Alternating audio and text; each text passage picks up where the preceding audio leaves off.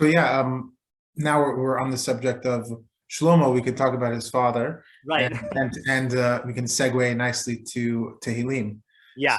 So you have a methodology of learning Tehillim. I think it's important to point out that how Tehillim is used today is kind of like it's a Yeah. chavah, it's a shame a little bit, because Right. people are using it kind of like it's an incantation where Right. it's magic, and if you say it, X amount of times, or you say this pasuk, it's gonna make this happen and that happen. Kind of, we were talking about the vending machine God, or we're gonna do. Right. I'm doing another podcast about that later, but Yeah.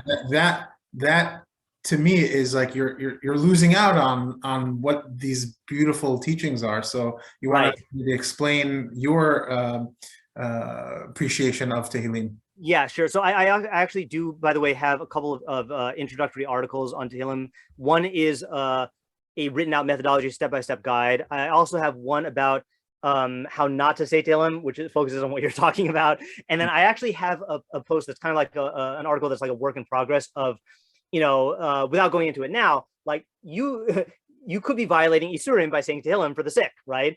Right. So what I did was I tried to collect all of the heterim that I could find for how to incorporate Tehillim into davening for someone who's sick without violating halacha. So I think that's called like how to say Tehillim without violating halacha. So I do address that. But so I guess with Tehillim, my overall view of it is, whereas Mishlei is about applying chachma to your decisions and making chachma real to you in the realm of decision making, Tehillim is about man, God, and man's relationship with God, okay, and applying chachma to that and having that become real to you. Another tragedy, not quite as big as what you're saying about people like using Tehillim as charms, is people want spirituality. They want a relationship with God, and they seek it in all places except Tehillim. They don't learn, and when I say they, I mean like we're all in bubbles. In my bubble, like, people are not saying, I want to learn to be spiritual. Let me learn David HaMelech, who was David HaMelech, one of the closest people in terms of spirituality ever. Let me learn David HaMelech and learn Tehillim. And there are 150 prakim. Like, there's like, and each of these has like all these mefarshim on it who are teaching you, and we say them, but it's just it's like they're just looking in all the wrong places, and there's so much there for your relationship with God. And I know, as a Maimonidean, about when I say relationship with God, that can make my Maimonideans like bristle, because how can you have a relationship with God? You can't even know God, right? My working definition of having a relationship with God is, we are a physical and metaphysical being, right? You have a Tzelem Elokim that is non-physical, that can seek truth for its own sake and perceive reality. But you're also a psychological being, and you have emotions, right? And in the same way that the Torah uses, Dibur Torah Koleshem B'nei Adam, the Torah uses anthropomorphisms, because that's the only way people can relate to God.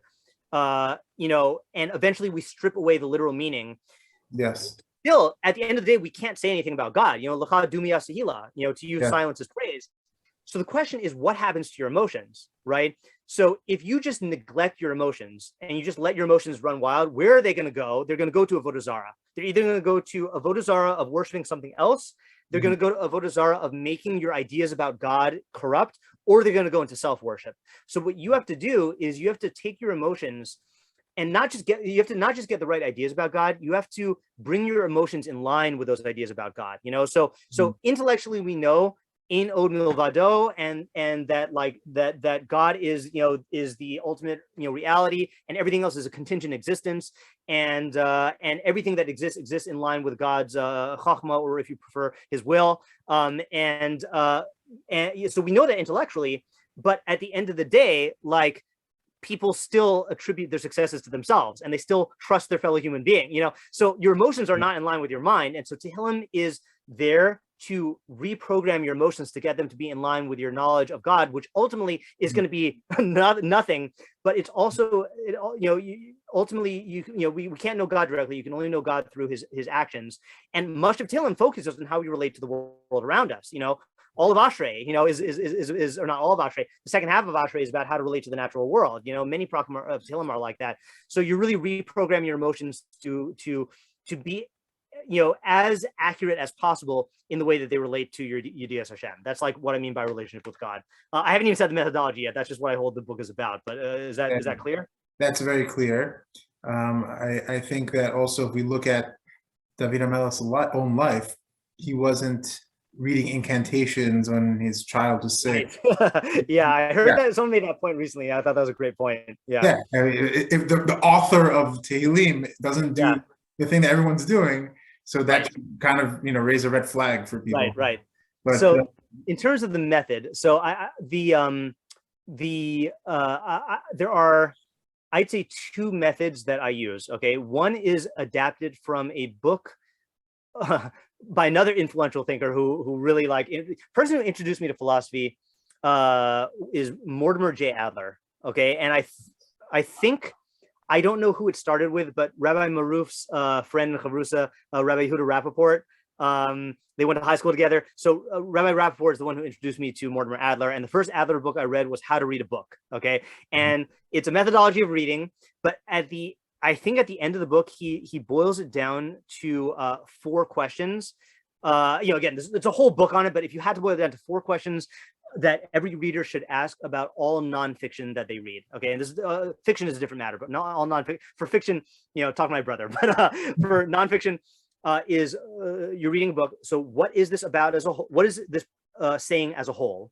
What is it saying in particular? Is it true in whole or in part? And then what of it? Okay, so what? So what I did is I formulated that and I applied it to Sefer Tehillim. Okay, so the way that I'm gonna read this because I formulated it in writing. The 4 questions you ask about every parak of Tehillim are: what is this parak saying as a whole? What is the theme or subject of the parak? What is the main idea or message? Okay, and this is fun because you could do this without getting too involved in depth in Tehillim. Like, just take an English parak of Tehillim in your spare time or while you're waiting in shul for something like that, and just ask yourself, what's the main idea? Okay, that's step 1. I shouldn't say step 1. That's question 1. I don't go in order. Okay, 2. What is this parak saying in detail and how? So that's what do the individual psukim mean? Why are the psukim in this order? Why did he say things in this way? How do those individual psukim contribute to the theme? So that's question 2. Okay. 3.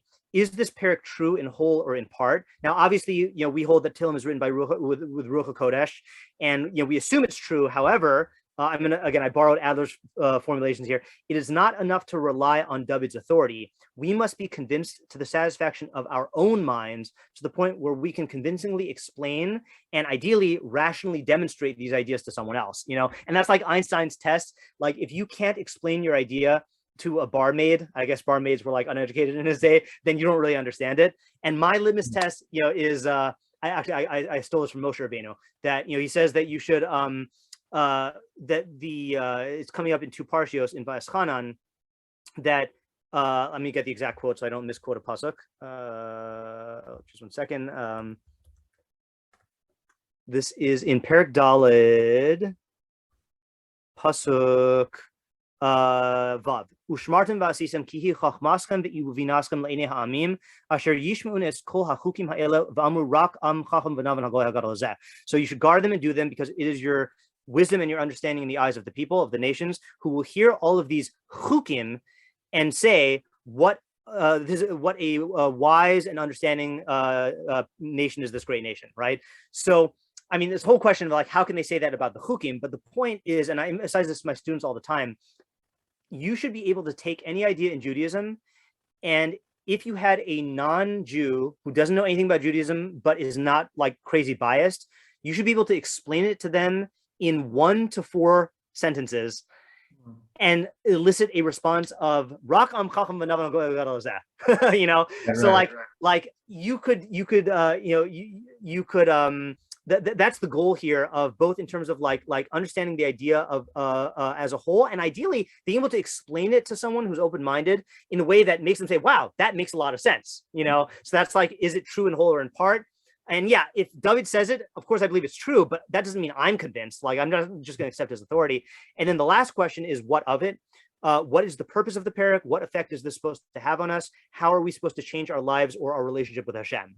And I find if you ask these 4 questions and answer them thoroughly, you will understand the parak of Tehillim. And again, I mentioned I don't go in order. Usually I try to figure out what's the main idea, question 1. Then I go into what of it, question 4, because that's something I'm very interested in. Then if I have time, I go into what did the individual psukim say, and then like, is it true in whole or in part? So you'll find, for example, on my, I have 5 podcasts. I have the Stoic Jew, I have my Mishlei podcast, I have Rambam Pekius, I have Machshava Lab, which is all my philosophy stuff, and then I have Tefillah, or I have the Tefillah podcast, which is really, it became a Tehillim podcast last year, but I didn't change the title. And you'll see that certain prakim I do in 2 episodes, and certain prakim I'll do in like 15 episodes, depending on how far in depth I want to go. So that's one aspect of my method. I'll pause there in case you have any questions or comments. Well, I was going to say about Tehillim, another thing that there are certain editions that I have, certain translations also that I have that actually contextualize each section by like what David was going through when he wrote this section. Right. That's actually a cool part that I think a lot of people would appreciate if they dug into it. So I'll tell you really quickly, just another methodology tidbit is every parak of Tehillim is going to fit into one of 3 categories. Either it is about what David went through, or it's about Am Yisrael, or it's about universal ideas.